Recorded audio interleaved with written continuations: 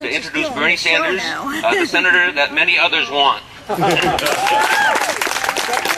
God!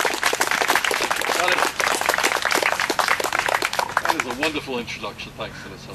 It's an honor and a pleasure to be here with Healthcare as a Human Rights Organization. And let me begin by just congratulating you guys for what you're doing.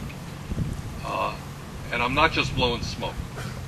You are doing exactly what has to be done. You're knocking on doors, you're making the grassroots effort to educate people, to organize people, and to put pressure on elected officials so that the day will come, sooner than later, that every person in our state and then every person in America will have health care as a human right. That's what you're doing. So you are doing enormously important work and exactly what has to be done. I am very proud to represent our great state because I think what you are fighting for is, I'm not going to say agreed to by everybody, but it is agreed to by the vast majority of our people. People have a very difficult idea, it's very difficult for anybody to say why somebody, when they are sick, or when a kid is struggling for his or her life, should not be able to get all of the health care that they need. It is very difficult for people in this state to say that there's something acceptable about 45,000 Americans dying this year because they do not have health insurance. Our state says no. Our state says that health care is a right for all people, and that we've got to fight for a Medicare for all single-payer system. Now, why do I say that? The reason I say that is pretty simple. Once you accept the concept that all people, not just people who have a lot of money, but all people are entitled to health care, then the next question that comes up is, okay, how do you provide health care to all people in a cost-effective way? The truth is, you can provide health care in a lot of different ways. But if you want to do it in the cost-effective way, the evidence is overwhelming that we have got to get rid of private health insurance companies in the system whose only goal in life is to make as much money as they possibly can. And what they do is end up distorting the healthcare system. It makes no sense that when we spend $1 on healthcare, 30 cents of that dollar goes to administration, goes to profiteering, goes to bureaucracy. When we spend $1 on healthcare, we want that dollar to go to healthcare. We want it to go to doctors, to nurses, to disease prevention, to research. We want $1 spent on healthcare to go to healthcare, not to make the insurance companies rich. That's what we want. Now, I think that what took place in Washington, the healthcare reform, is a step forward. It's a step forward. It provides 30 million more people with health insurance. It is debatable whether at the end of the day it is going to actually save the system money. The President says it does. Maybe it will. I'm not so sure.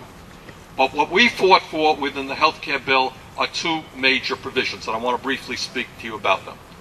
Number one, within a healthcare system that is enormously wasteful and bureaucratic, within a healthcare system that denies 46 million Americans health insurance, what we fought for is a radical expansion, in fact, a revolution in primary health care. And what we were successful in doing is doubling funding for federally qualified community health centers. And that means that within a five-year period, we're going to go from 20 million Americans accessing the community health centers to 40 million Americans. That's pretty good. We're going to go from 7,500 locations to 15,000 locations. Second of all, what we know also is that there is a major shortage in primary health care physicians. What we put in this legislation is a tripling of funding for the National Health Service Corps, so that when young people are in medical school right now and they're about to graduate, with $150,000 or $200,000 in debt, we now have the money to save the 17,000 healthcare professionals in the next 5 years. That if you are prepared to do primary healthcare in underserved areas, we are going to forgive those debts. That's significant. So we're about to bring about a revolution in primary healthcare. Now, why is that important?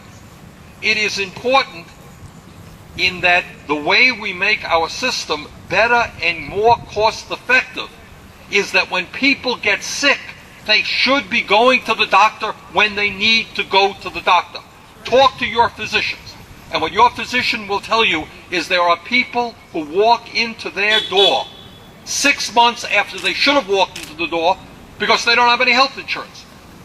And then what the doctor has to say, you know what, I got to send you to the hospital at a cost of tens of thousands of dollars when we could have treated you with much less suffering and much more cost effectively if you walked in the door when you should have. Second of all, if you don't have any health insurance and you get sick, where do you go in America? You go to an emergency room. An emergency room is the most expensive form of primary health care. Depending on where you live, it could be $500, it could be $1,000. If you visit a community health center and you have a medical home, you get seen for $100. Does it make more sense to give people a medical home, ongoing care, or send them to an emergency room at 10 times the cost? The irony here is that when we talk about saving money, by investing $12 billion in community health centers, we're going to save 10 times more by keeping people out of the emergency room, keeping them healthy, and not getting them into the hospital, not to mention all of the suffering that people experience. I want to read to you something that was we just wrote the other day. It was a letter signed by Congressman Dennis Kucinich, Congressman John Conyers, and myself. And this is what we said. It said, "Dear friends of Healthcare for All." And right now, by the way, we are celebrating the 45th birthday of Medicare. Did you all know that? Lyndon Johnson signed that 45 years ago. And essentially what we are saying, and I'll read you a few paragraphs, is that right now in America we have a good single-payer system for senior citizens. It's called Medicare. In the state of Vermont, we have a very good single-payer system for children. It is called the Dr. Dinosaur Program. In the state of Vermont, we have a very good and growing healthcare system for our veterans, and we just opened a veterans primary healthcare clinic in Brattleboro last month. We're going to open up a new one in Newport in a couple of weeks because we want to make healthcare accessible to all of our veterans, and that's called the Veterans Administration. Veterans Administration happens not to be a single-payer system, happens to be a socialized healthcare system, providing good quality, cost-effective care to our veterans, both in hospitals and in VA clinics. So in this state, you got a good single-payer system for the children, you got a good senior-payer system for the elderly, we got a socialized healthcare system for the veterans, it's just everybody else that we're worried about. So we think it is time to provide a single-payer system for all people. Now, in